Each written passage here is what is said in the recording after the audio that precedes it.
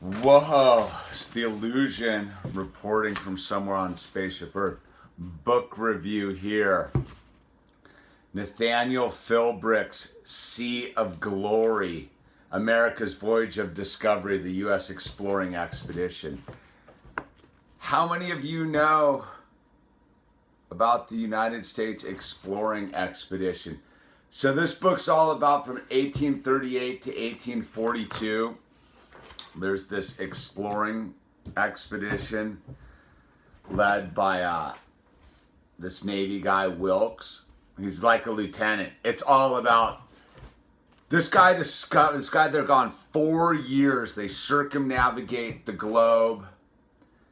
And it's at a time when the United States is just kind of getting its footing into the world, right?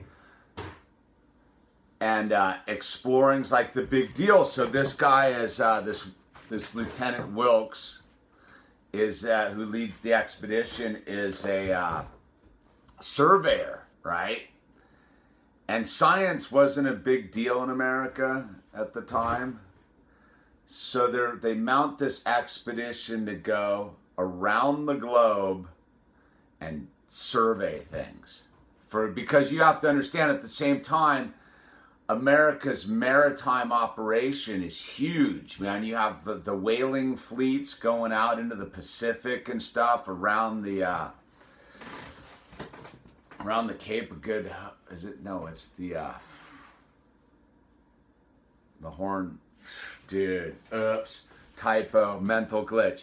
Anyway, they're going around the bottom of South America. So this exploring expedition goes down to Rio de Janeiro. Well, at first it goes across, then cuts back across the Atlantic to Rio de Janeiro. And then they go down to the Antarctica. Boom. They go back up to Chile. They go out to Fiji. They survey a bunch of islands in Fiji. They drop down to Australia.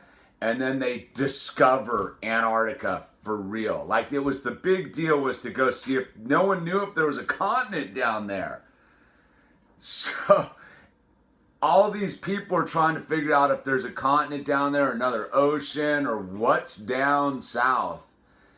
And this American exploring expedition is the first to actually chart and discover Antarctica. Though some whalers had been there before, but these guys actually chart 1,500 miles of the Antarctic coast.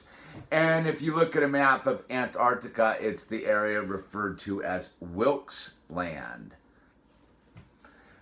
So they go from there back up to Fiji and basically survey all of the Fijian islands and get into some war with some Fijian tribe, and then bail up there to Hawaii, do the second or third summit of Mauna Loa, and establish some observatory up there.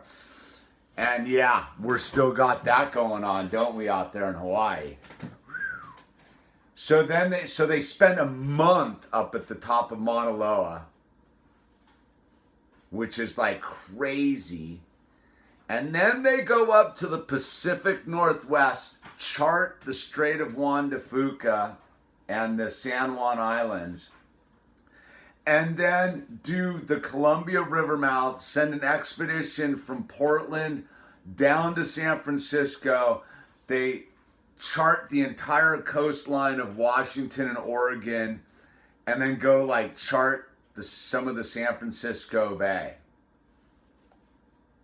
You would think we would know about this in American history, but we don't.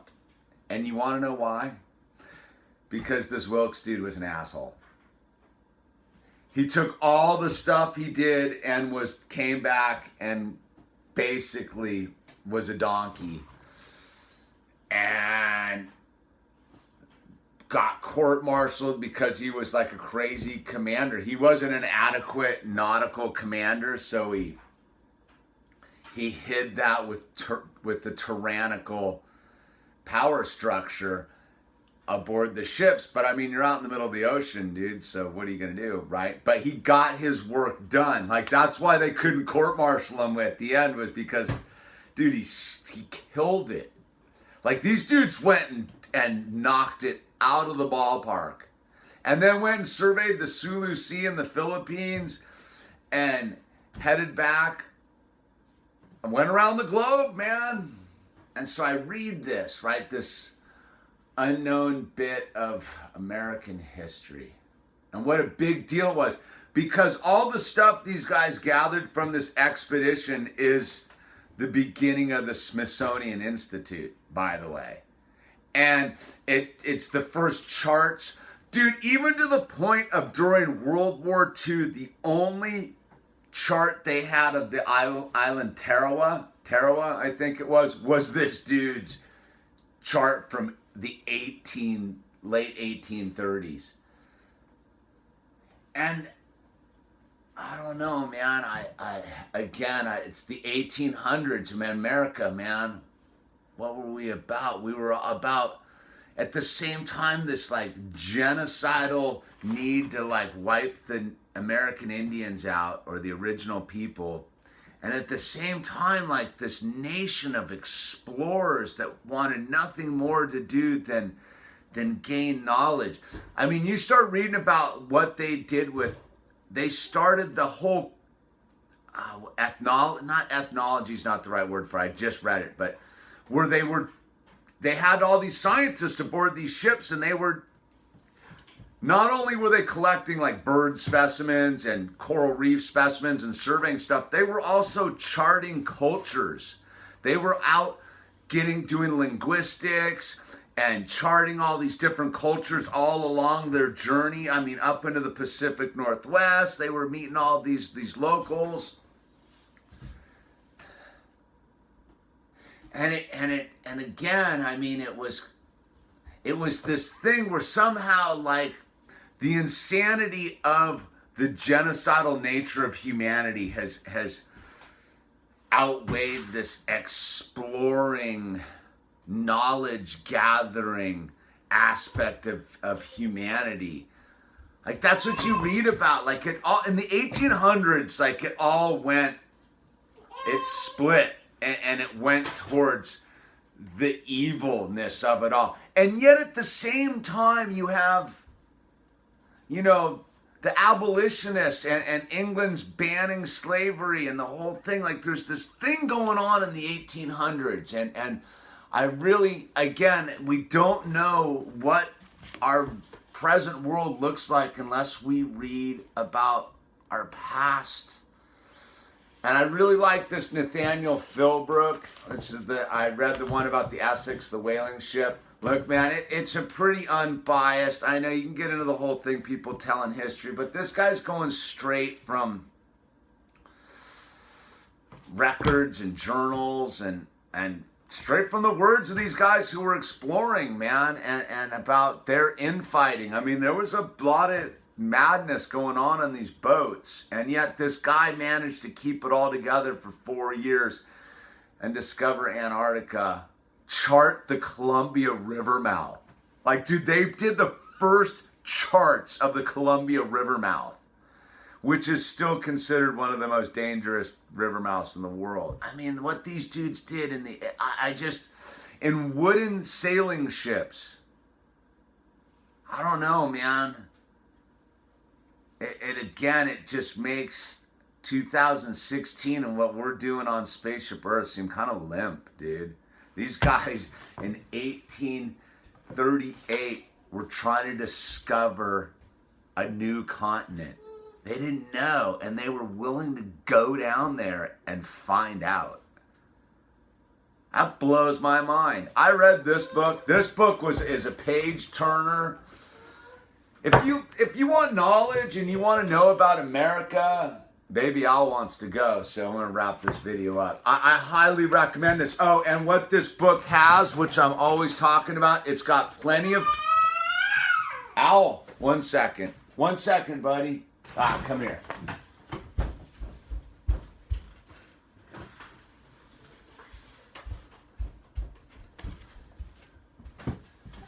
All right, back to what it's got. It's got maps.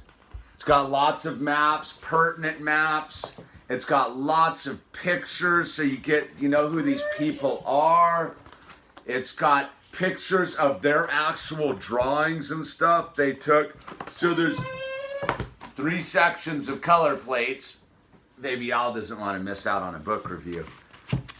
And there's all sorts of, this book's a good book. I'm giving this full a 10 on the 1 to 11 scale. It's a 10. Because you got to have an 11, right? Because 11's just one more than 10, right? And 10's 10, but 11, whoa, 11. So this book's a solid 10, man. I would highly recommend it. And I'm saying at this point, anything this Nathaniel Philbrick's writing is pretty good. I got another one by him about the Mayflower I'm going to read next. And so, yeah, dude, I'm fired up. I'm fired up on American history. I'm fired up on the 1800s.